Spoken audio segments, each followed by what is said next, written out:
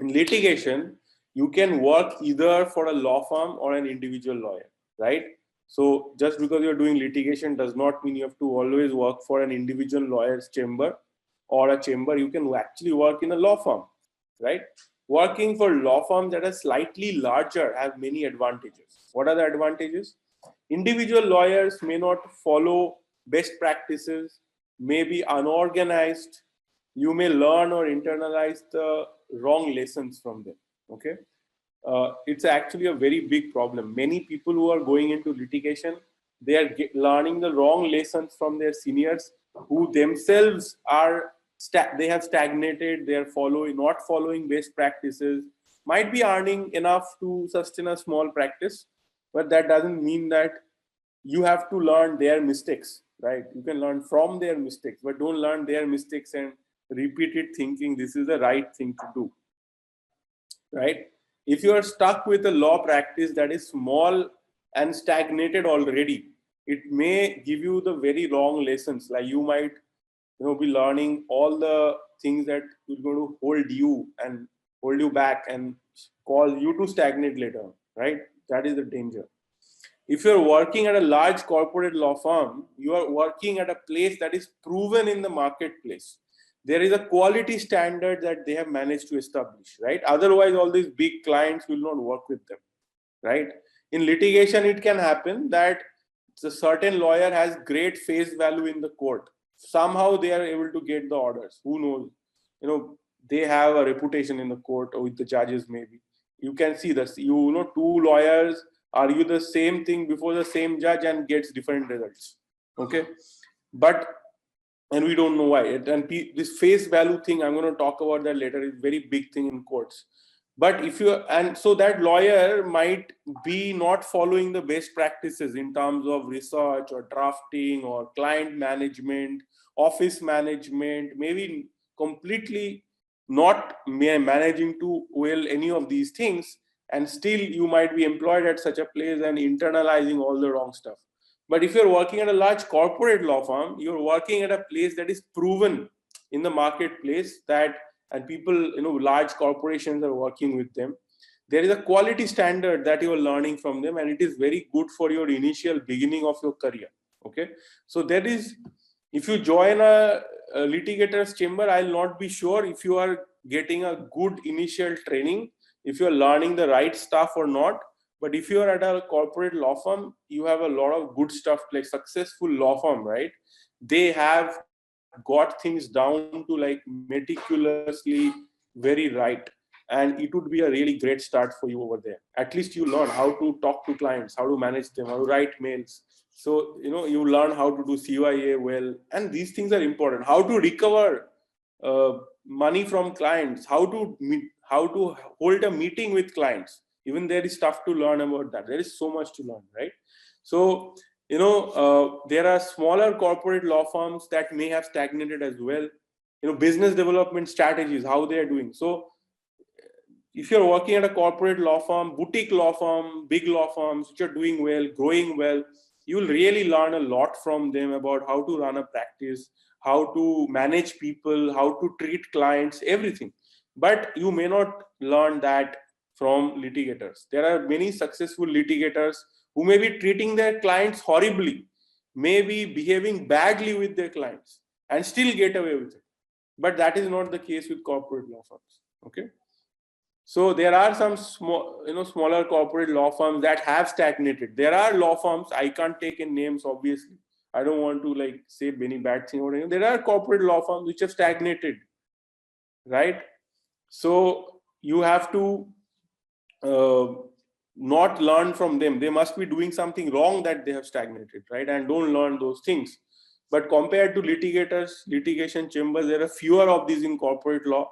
There are in litigation, there are lots and lots of such, very small setups, very completely stagnated, no growth, doing the same thing in declining practices, right? And you might go there and learn all the wrong stuff. So this is the danger. And in corporate law, there is less such danger. Litigation is a very hierarchical and is very hierarchical profession, and lot depends on what other lawyers think of you, what the judges think of you, what is your reputation, and all the lawyers are trying to build their reputation over the years and trying to get approval of the other lawyers and the judges. So it's a very that kind of an environment also, right? And seniors will get a certain treatment, junior counsels won't get that kind of treatment in the court, and this is normal, right? But this is not how, rather than quality of arguments, okay, it much can depend on how judges perceive you, okay. Some judges may be more willing to hear you out, some judges may not be willing, and it may not have anything to do with your arguments or your research or your preparation for the case. Face value is a common term you'll hear in litigation, and in fact, when big corporations are trying to hire a lawyer for a certain matter, they're asking, okay, which lawyers have a good track record before this judge? Will hire only those lawyers, right? So clearly there is some kind of a face value issue, right? So those of you who are in litigation, you have heard of it very well. So this is definitely a question in litigation, because some people may not be comfortable with, like I am not comfortable with this kind of an environment ever. I want to be judged objectively based on the quality of my work, because most of the time I am doing contrary things, right? I do things, the entire industry is going one way, I will innovate and do something else, and then if it depends on public opinion, then I will fail, right? But because I am working with the market, I am working with success, right? So I will create success and I will get success that way. But I could never do, I mean, it will be much harder to do that in a litigation setup. So if you are against a senior, for example, you are up against a senior counsel, there are obvious disadvantages, right? I mean, I don't need to explain, but these kind of things you may not be very happy with if you're going into litigation. But this is not there in a corporate transactional practice. So if you are negotiating with the other side, and the other side, you have 5-year experience, the other side lawyer has 30 years of experience, it's not like you will get to speak less, or you cannot point out the mistakes of the senior. You can, and nobody will. If you don't, you will be a fool, you will be considered not a good lawyer. But you can't do that in litigation, right? So it's very different in litigation. You have to be very differential, even if they are saying the wrong law, even if they are citing the wrong precedents, maybe you have to say it also, but then you have to say it in a way that they don't get ticked off or they don't get angry with you. There are so many headaches in litigation. I don't even know, but these things matter in litigation, right? It takes long to overcome many of these disadvantages in litigation practice. I'm sorry. And while there are avenues to earn money, to be comfortable enough in your early years as well, to truly establish a counsel practice is a long haul. It takes people, I don't agree that you wouldn't be able to earn, say, 1 lakh rupees per month before 5 years. Like Babutarini is saying that, no cash flow happens before 5 years. That I don't agree with.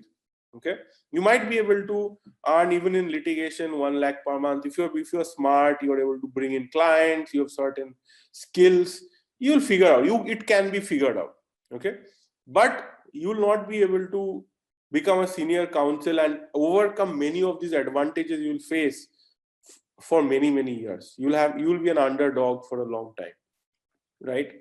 So for the long haul, long game, you're playing a 30-year game, not even a 10-year game if you're in counsel practice.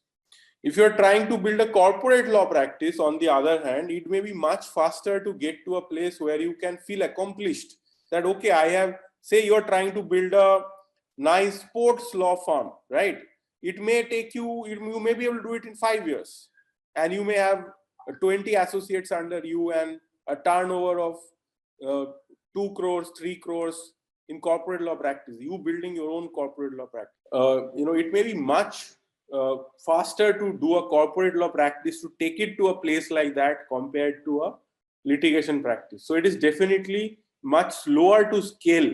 If you are trying to build a large litigation practice or a litigation law firm for that matter, it might be harder, okay, to build that.